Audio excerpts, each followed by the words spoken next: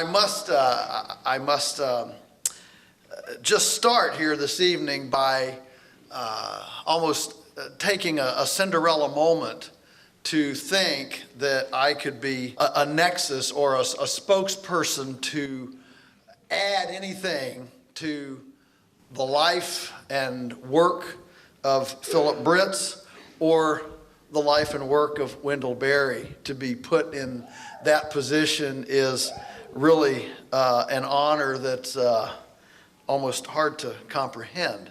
And so I'm very grateful for the community here for letting me be a part of this. As I was preparing my thoughts, having read a pre-published manuscript of the book and couldn't put it down. Most of us can, we don't find poetry compelling, This poetry is compelling, this poetry from Phil Britts, and you will enjoy going back to it. It's meditative, it's thought-provoking, it's convictional, it's all those things. And Wendell Berry is likewise, I always say when I grow up I'd like to write like Wendell Berry. And for somebody that's written as much as I have, he's definitely iconic, and he's not only iconic, he's also iconoclastic in our culture. This is the second time I've seen this documentary, and this new documentary, and it's really a bummer that you don't see Wendell now. Teresa and I, my wife, have had the privilege of spending time in Wendell and Tanya's home. He wrote the foreword to my Sheer Ecstasy of Being a Lunatic Farmer, although he said, I'm not going to call it a foreword because then everybody's going to ask me to write a foreword. So I'll call it a letter to Joel. And he said, if you call it a letter to Joel, then you can put it in as the foreword. Okay, fine. That's how iconoclastic he is. I mean, the last time we did a conference together, the media wanted to come in. They were all there, with their cameras. They wanted to interview both of us. And I said, sure, where's the camera? I'll come out here in a few minutes. And Wendell said, no. I'm not on camera. He won't allow himself to be on camera. And I have mixed emotions. I mean, I understand it, but it's a bummer because he's such an enjoyable, he's such a photogenic person. So it's a bummer that even the documentary couldn't break this.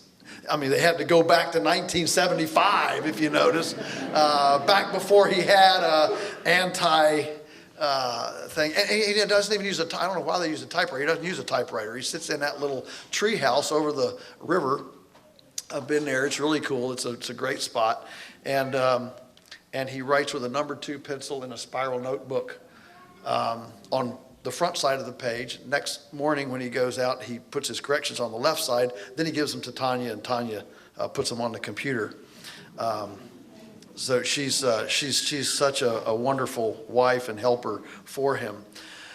But both men, Philip and Wendell, the story of both of them was a place of success in a place, and then moving to another place and putting down roots and finding a place. And of course, Wendell talked about nowhere.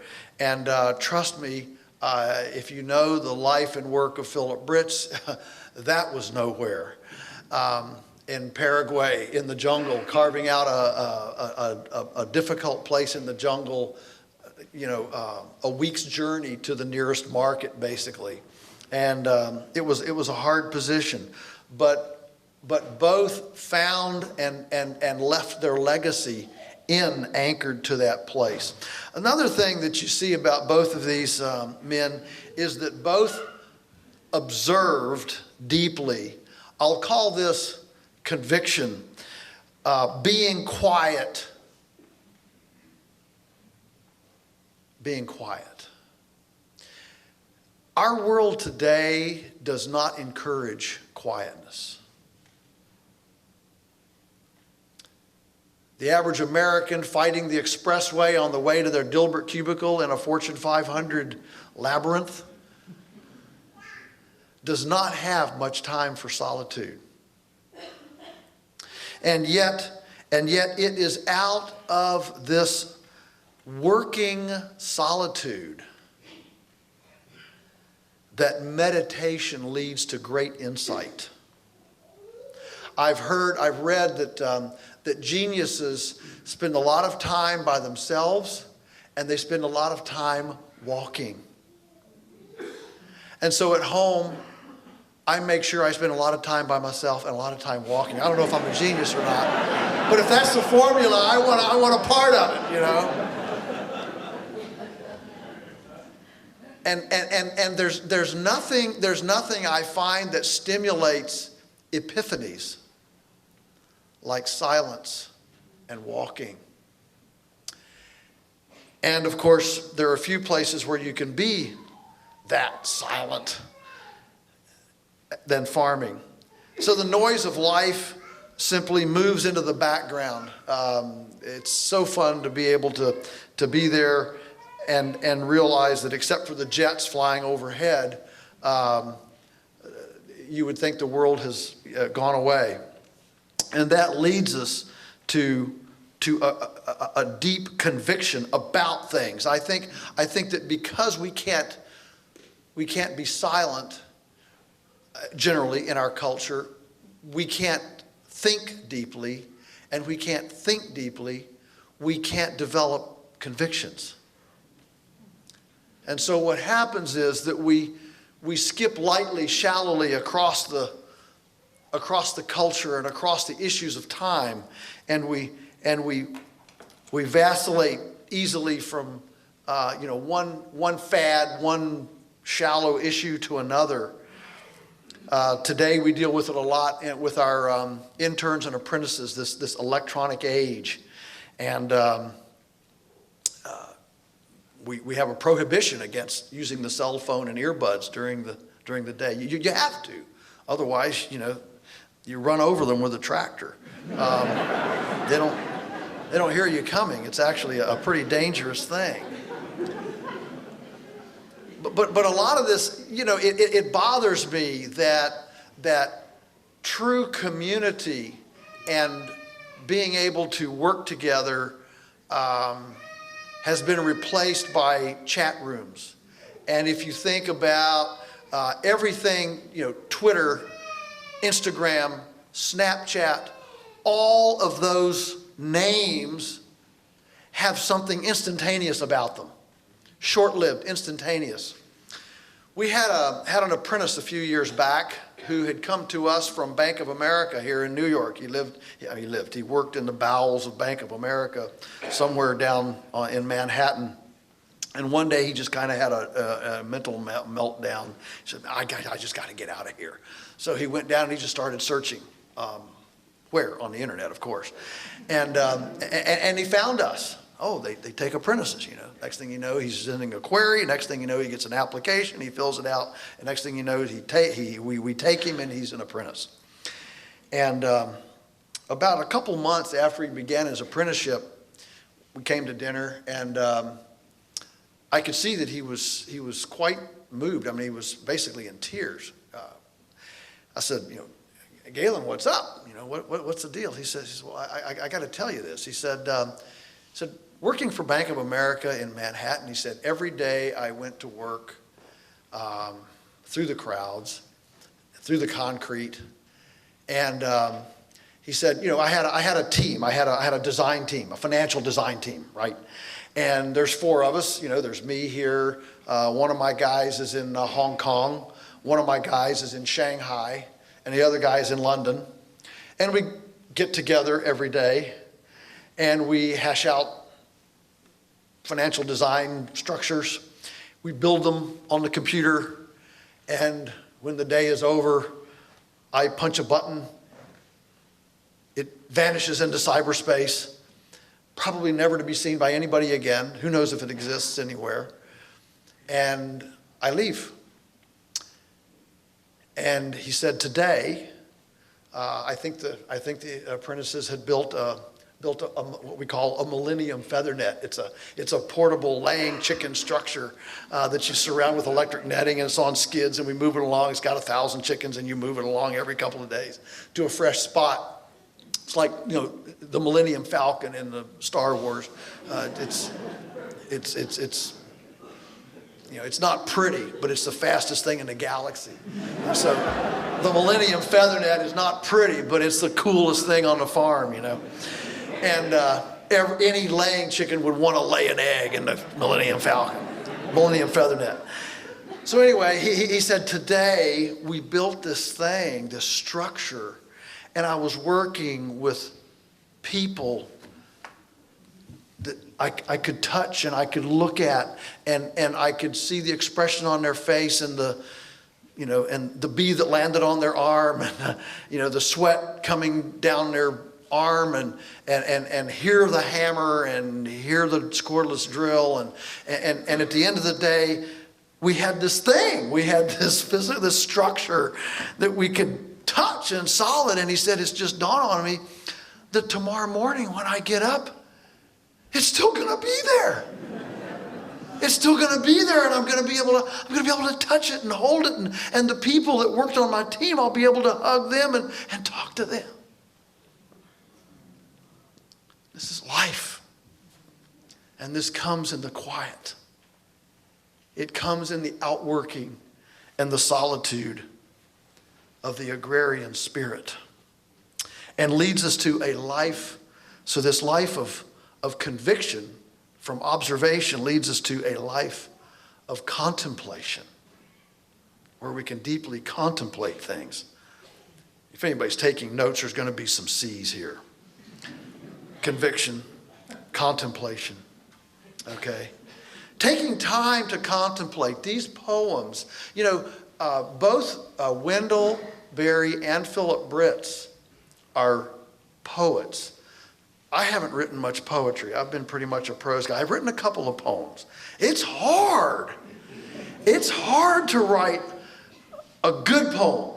One that's meditative, thought-provoking, and that you say, whoa, that's profound. Because in poetry, you have to conserve words. You can't just say like where we were,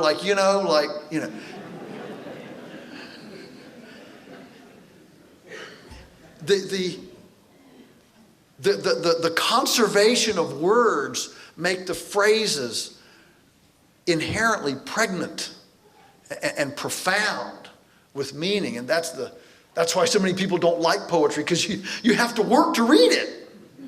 You actually have to work at it to read it, and so again, it takes time to grow into the kind of concise, precise language that a poem requires. But that contemplation leads, in the case of these two men, led them to a response. We can call it the consequence. The contemplation leads to a consequence, to where they're able to articulate and do and act, whether it was to move from United Kingdom to Paraguay at a strategic time in history, at a very disturbing time in history, a high-risk time in history, and try to carve out a new life in the jungle for a non-traditional living together kind of expression of Christ's mission for community. Or whether in the case of Wendell Berry, to continue training and farming with harness and horse long beyond when most people would have ever given it up, would have ever used it. What does it mean? How do we do things? And then, of course, this all translates into communication. And so as a fellow writer to these gentlemen, I'm deeply appreciative and moved. And I stand on the shoulders. I feel like this, little young guy that's just come to the play. And I stand on the shoulders of these giants. And when you see what they say, just for example, think of the communication here. This is from the book. Organic farming can only realize its full meaning in the context of an organic life. Man's relationship to the land must be true and just, but this is only possible when his relationship to his fellow man is true and just and organic. This includes the relationship of all the activities of man, the relationship of industry with agriculture, of science with art, the relationship between the sexes, and above all, the relationship between man's spiritual life and his material life. Boy, that kind of takes the National Organic Standards Board to a new level, doesn't it? You know, especially when we realize how this organic movement that Rodale started in 1949, or coined started Organic Gardening and Farming magazine, from this word organic that was being bandied about by people like Lady Eve Balfour and Ed Faulkner and Rodale and Philip Britts and people like this, and they were communicating, they were developing a new language of meaning, and when you see the richness and the strength and the power of the nuances of how they viewed this organic, it was a very comprehensive view of life and our relationship to all of our relationships.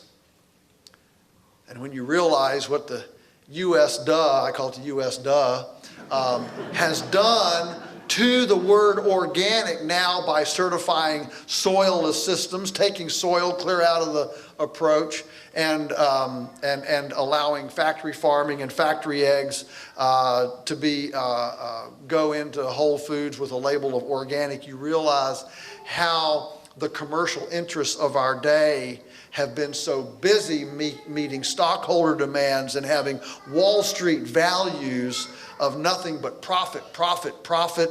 And the objective, I think, that this movie, my favorite part of the movie is the first 2 minutes. That poem with the objective, he keeps it, the objective is the stockholder return and the return on investment.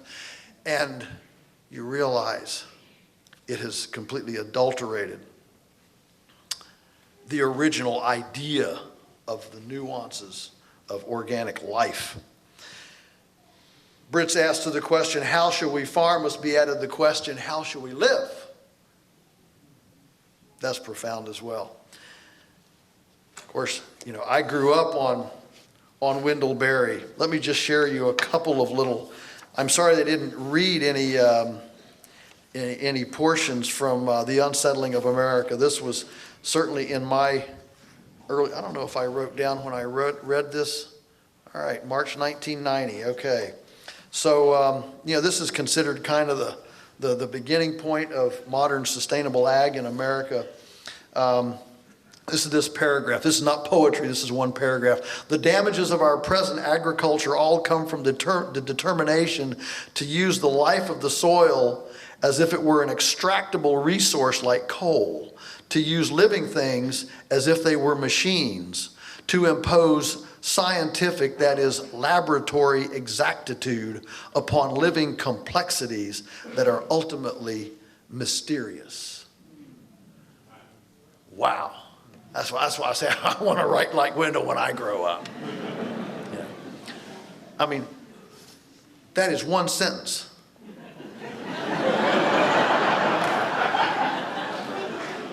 You want to hear it again? Listen.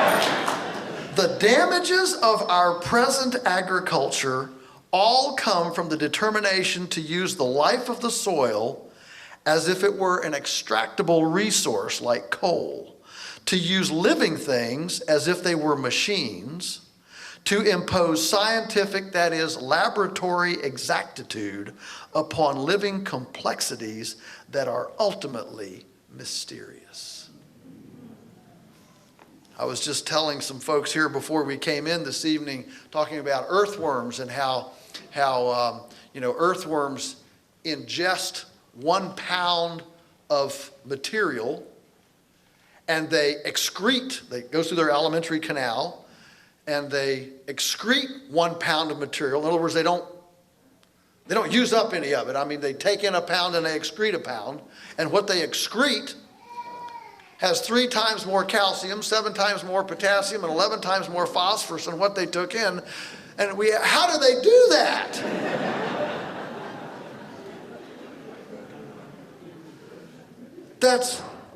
That's complexities that are ultimately mysterious. And we can send men to the moon. We're getting ready to make cars that drive themselves around by themselves. Just imagine, when you're 105, you can still go get a burger. As long as you know where you want to go, you just send the car.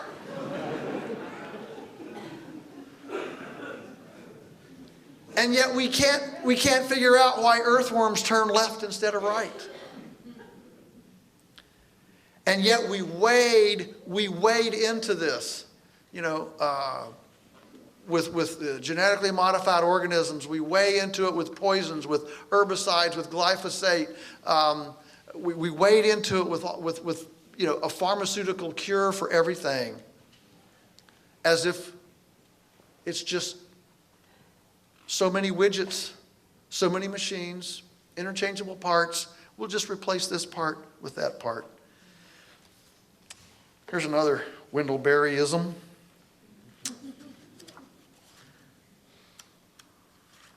I toted this book up here. I'm going to use it.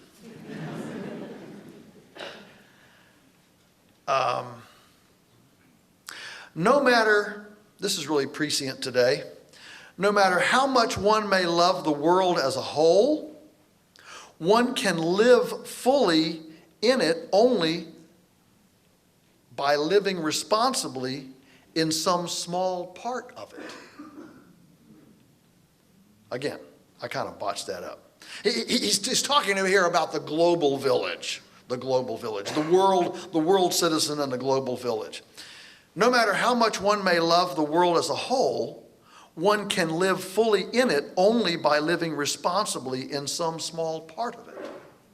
Kind of goes along with the old Chinese proverb that if everybody would sweep in front of their own house, the world would be clean. Kind of goes along a little bit with Stephen Covey's 7 Habits of Highly Effective People. His point about staying within your sphere of influence. That's one of the 7 habits, sphere of influence. And business people articulate it with a little inner circle, what you can control. And then the next circle is your sphere of influence. And then there's an outer circle beyond your control. All that stuff out there beyond our control. And the problem is, isn't it so easy to spend all of our life and emotional energy talking about what's out there beyond our control? But actually, if we do better at what is within our control, our sphere of influence increases. But if we spend all our time on things beyond our control, our sphere of influence shrinks.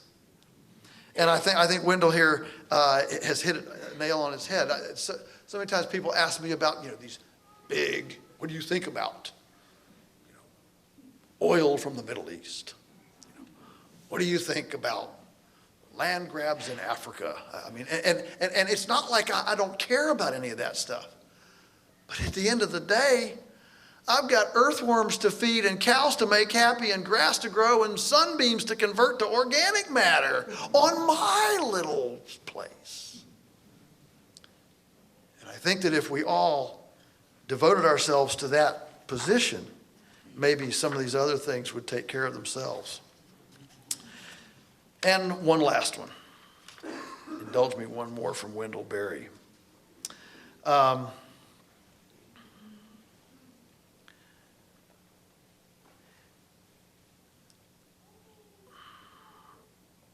It is the overwhelming, I'm coming in here mid-sentence.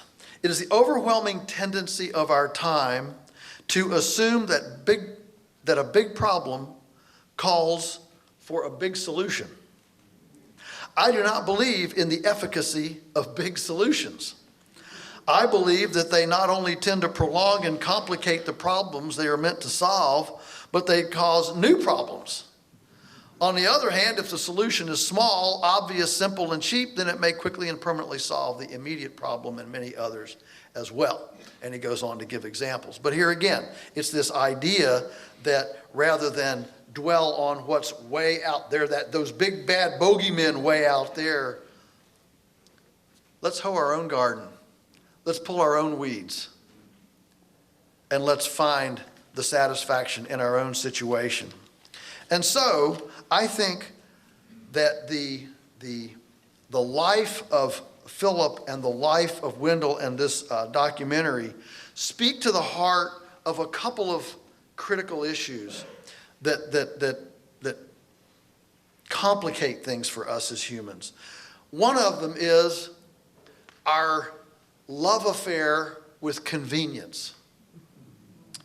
You know, it's not often convenient to do the right thing.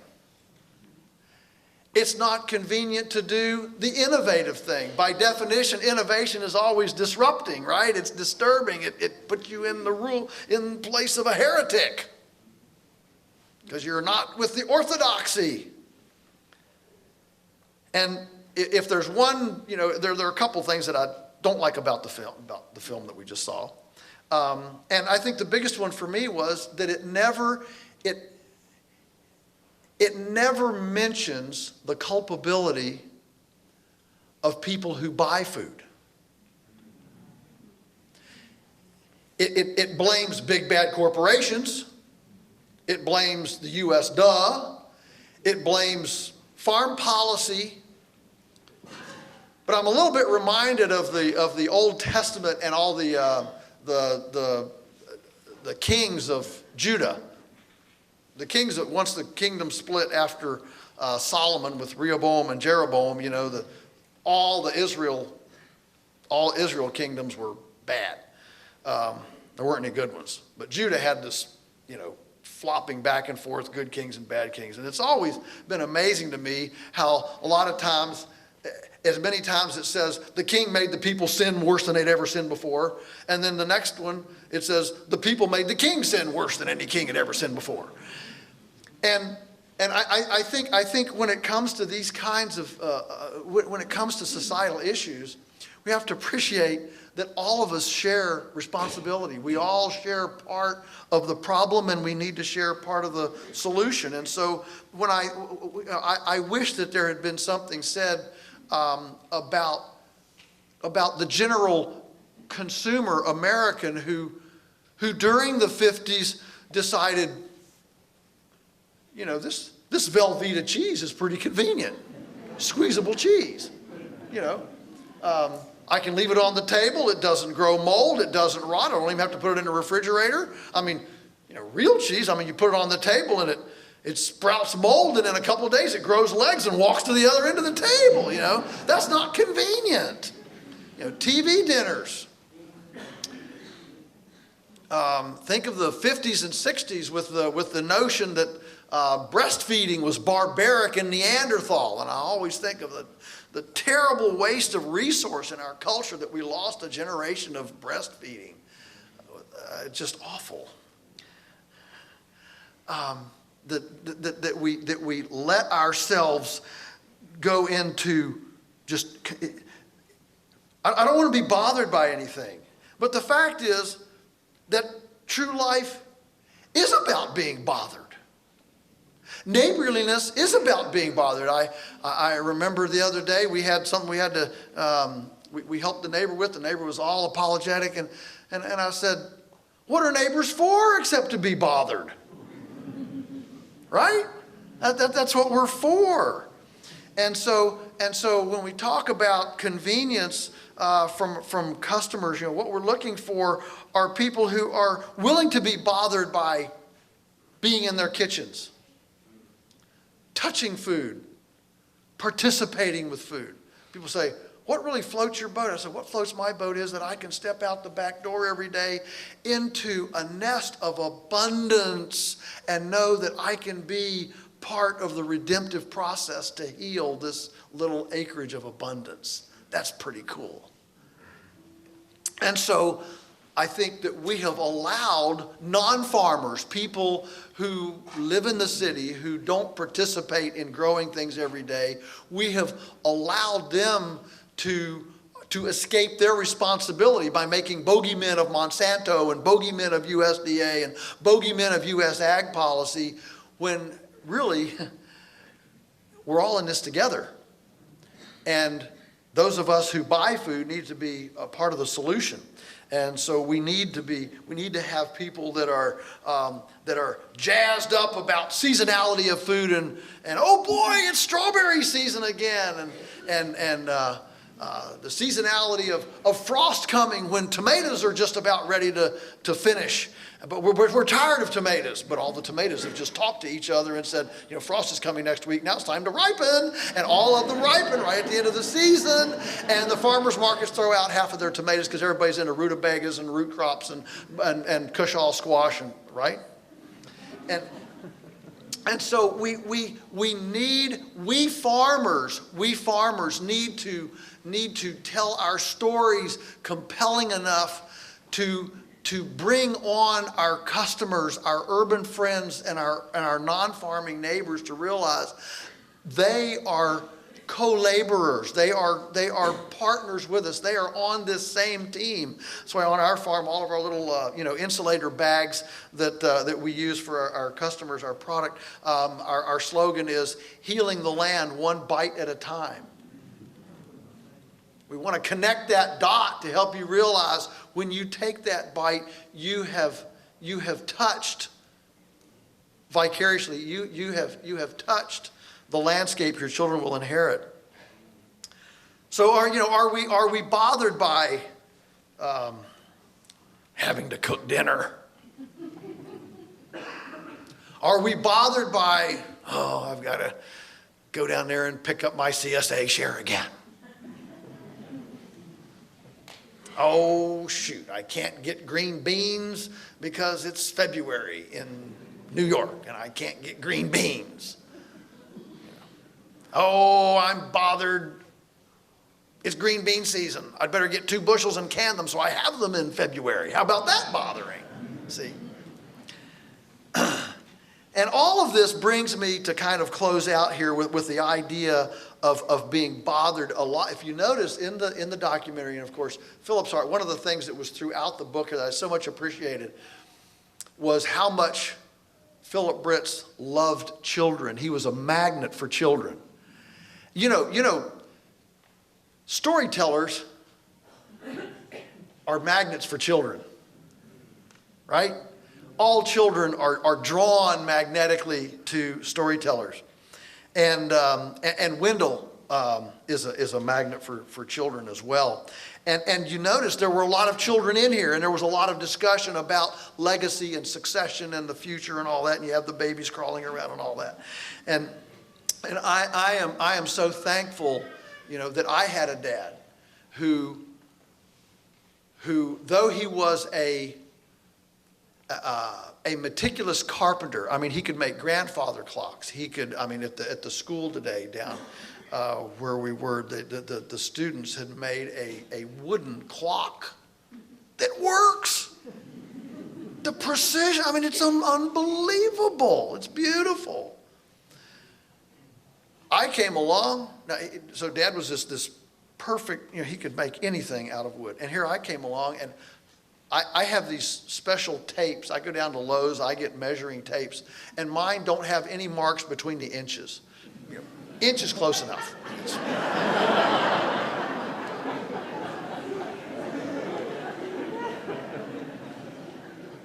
I hear these guys yelling, 7/8 of the scotch cut off the line, What? Inch is perfectly fine for me. I've told Teresa all the time, every gallant guy wants to, build his bride a house, but I'd love to do it, sweetie, but you wouldn't want to live in the house I built for you.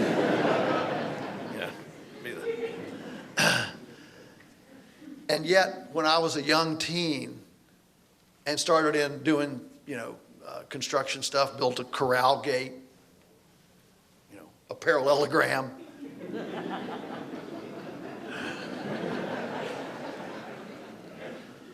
Dad never complained. Dad never complained. Thanks for building the gate, son. It swings. That's good enough. And I know we have a lot of young parents here. And you're desperate for a legacy. You're desperate for succession. You're desperate for the children to take the baton, move on to another place. And I encourage you, don't fuss over bent nails. Bent nails are how you learn to drive them straight. And the cost of those bent nails is not worth the fuss. And I run into 50-year-old men and women all the time that still are afraid to launch and do something for themselves, do something new, do something convictional, contemplative, and constructive in their community because they know it'll never be good enough. It'll never please. No matter how old we are, we want parental approval. And so parents, praise your kids and encourage them and let that succession happen. And as we move that direction, we're able to put together a community of people on our farm now. We have 25 people living on our farm. We eat communally during the weekdays. What a joy at this stage of my life to be able to be surrounded every day by all this youthful energy. I'm not 20 anymore. I better clear that up for you. I'm not 20 anymore. I don't get carded.